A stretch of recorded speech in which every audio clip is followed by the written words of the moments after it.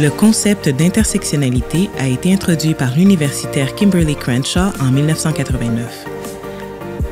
L'intersectionnalité telle qu'elle l'a définie est une métaphore permettant de comprendre les différentes façons dont les multiples formes d'inégalité ou de désavantages se composent et qui, parfois, créent des obstacles qui sont rarement reconnus.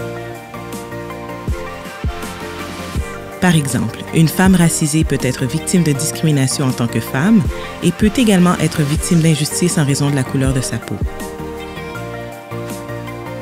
Crenshaw, alors, soutient que cette femme se retrouve à l'intersection de la race et de genre.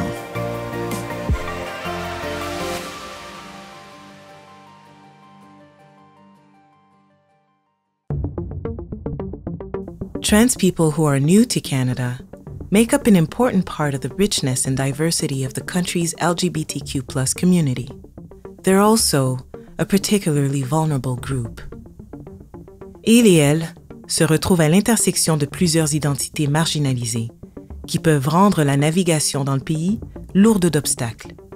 Les personnes transmigrantes sont à la fois membres des communautés LGBTQ+, immigrantes et souvent racisées. Les problèmes auxquels il et elle sont confrontés sont complexes et comprennent l'accès à des soins de santé appropriés, la recherche d'un lieu de travail sécuritaire et l'obtention de documents officiels correspondant à leur identité de genre. Bien que l'État ait fait beaucoup de progrès afin de comprendre les réalités des personnes transmigrantes, il reste beaucoup à faire pour changer certaines perceptions au sein de la société. Because if trans migrants are to find a truly welcoming home in this country, Canadians need to be even more inclusive, impartial, and accepting.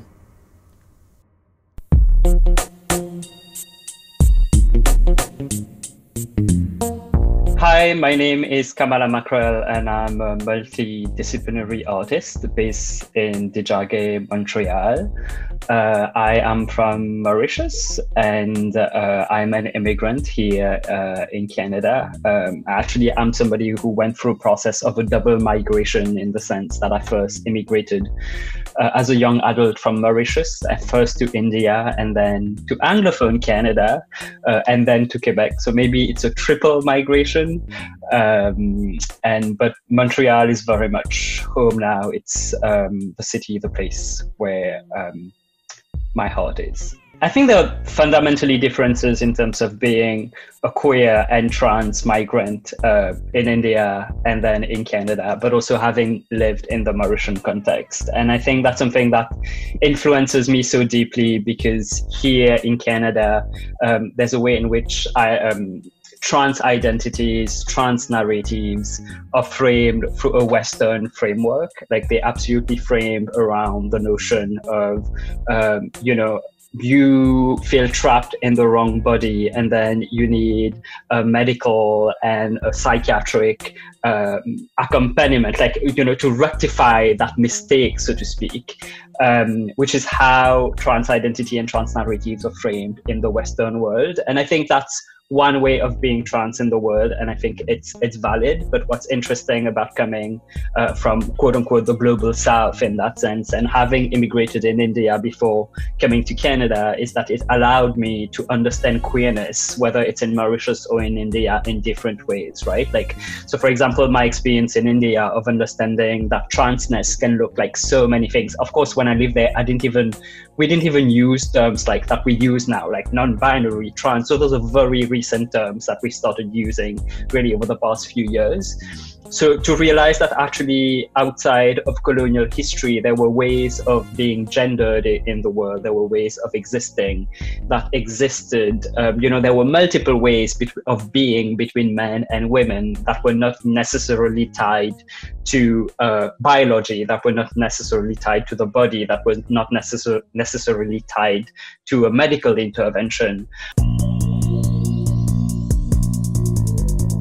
So in that sense, for me, it's not a question of who's behind or who's ahead. I think it's more a question of if we are in a decolonial process, if we will be decolonizing how we understand genders as well, right? Like, I think we should make space for a multiplicity of ways, a multiplicity of beings, of being trans in the world. That's not necessarily related to the medical, to the, you know, like, don't get me wrong. Like, when I say this, I think some people do have gender dysphoria and do feel trapped in the wrong body and need the medical intervention or the hormonal intervention, right? Like to do that gender journey. But that's the fact that this is framed as the only trans narrative. That's the part that I find dangerous, right? Because it's a singular narrative, just like any other colonial narratives, right? It's singular, there's no nuance to it. And I think for me, when I think of a gender agenda, but also of a decolonial agenda, and I think of gender justice in terms of going into the future, for me, it's also allowing space for people like me to tap into ancestral forces and spiritual forces and allow us to be trans in a multiplicity of ways in the world that are not necessarily tied to that one narrative. And I think that's the danger in terms of, that's, I mean, not the danger, but one of the difficulties, maybe danger too, of living in North America is, you know, like if let's say if I want to access hormones, I can't show up to a doctor and say, I want to access hormones for spiritual reasons, because in my spirit, I feel that I embody both the feminine and the masculine. You can't say this. And every trans person who has gone through the medical process knows this. What you need to say is, I feel trapped in the wrong body and I feel really unhappy, you know, like, and I'm very depressed. And until and unless I have hormones, I'm not going to be able to get out of this depression, because that's the normative narrative that's being fed to us and that we're being told that we need to be saying, that we're like sad, you know, like sad, depressed people, and we need to fix this.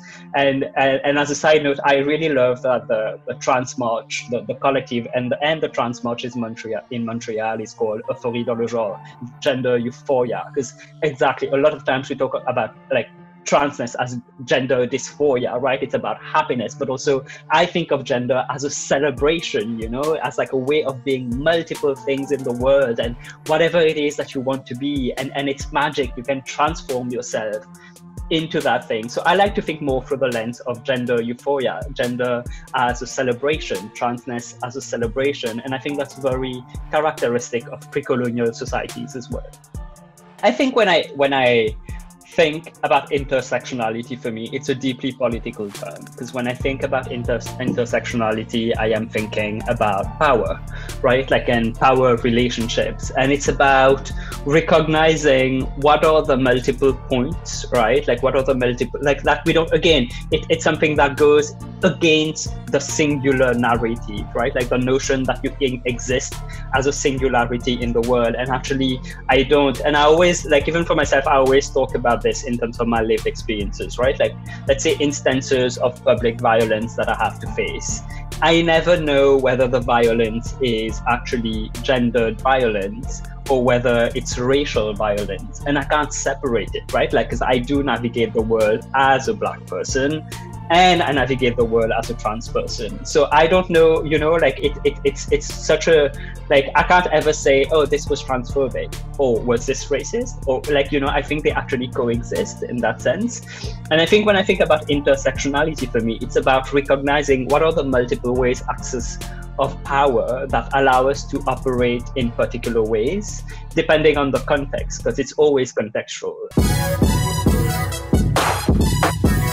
I think for me, it always boils down to the question of accessing safety, whether that is physical safety, emotional safety, spiritual safety. You know, like that's what I dream of in terms of, like, that's what I dream of, a world where really everybody can be safe, you know, and honored for who they are. And what happens, yeah, when you're a trans migrant is you do not get the physical safety if you can't even like find a proper home, if you can't find a proper job, and then it's the emotional safety, it's the spiritual safety, and then you don't have access to health, and you know, and then there are all sorts of measures depending on whether you're a temporary resident or permanent. You know, when can you access the RAMQ? When can you have access to health services? A lot of non-status people do not have access to health services, right? Like they just don't.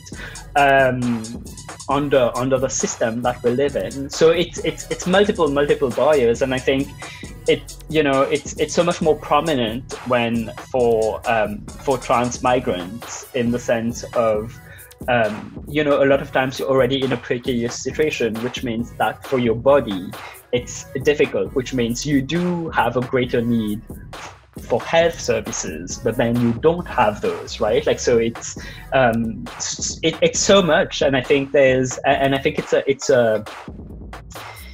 it's a broad problem. It's a global problem that we need to look at. There's been a lot of progress in terms of legislation in Quebec, definitely over the past few years, because really the laws around trans lives was so archaic until 4 or 5 years ago in Quebec, in that sense.